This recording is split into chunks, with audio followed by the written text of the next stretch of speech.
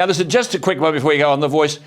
What are you saying to the nation's elites? Oh, God, don't we love them? Corporate Australia, in sport, in academia, in the media, in the judiciary, the elites. They want to discredit you and intimidate anyone who dares to say no. These people are all rent seekers, mind you. They're all getting money from the government, so they'll do the government's bidding. Why should any of these people be entitled to speak on behalf of their membership? Just take rugby league, for example.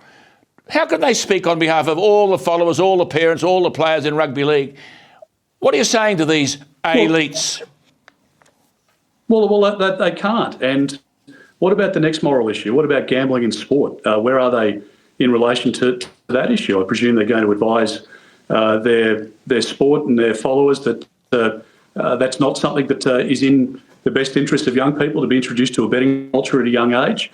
I bet they're nowhere to be found on that issue. And to be honest, I welcome it because I think there's a counterproductive nature to it. I think there are a lot of people who aren't going to be told by people living in ivory towers that this is what they should think and this is how they should vote. I think rugby league followers and followers of sport more generally are much smarter than what the Prime Minister gives them credit. And I think they're getting a better understanding now that the Voice will change the whole system of government. The Voice, by design, as the Prime Minister now admits, is going to interfere with and have a say in every element of government decision making. And if the Prime Minister wants to argue that and the elites want to argue that, then go out and argue it. We all want to see a better outcome for Indigenous Australians, but we're not going to see it through a Canberra Voice, which is going to be a great bureaucracy employing thousands of extra public servants at a cost of many billions of dollars a year. And it's not the No case that's sponsoring hate and intimidation and these nasty comments that have been made about you and everybody else. Just before you go, Julian Assange is an Australian locked up in a dreadful prison. No charges against him. He's not responsible for leaking anything. Chelsea Manning did all of that. She admitted that she did it in America. He merely published it, so did The Guardian, so did the New York Times. Chelsea Manning was pardoned by Barack Obama. This man, Julian Assange in Australia, is locked up in this dreadful, dreadful prison, Belmarsh prison. I venture to say that his life and health are at risk. He's not well. Have you approached Anthony Albanese? What's your position on this, to make representations to the United States government to give to Julian Assange the same treatment as Barack Obama gave to Chelsea Manning? Pardoned her.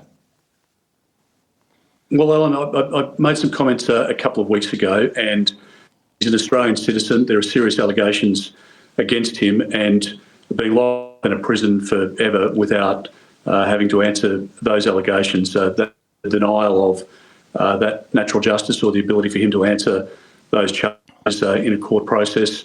I mean, there are many people to blame for the circumstance that he's in, including himself, but the Prime Minister has made representations to President Biden. I've spoken to the Prime Minister about the issue.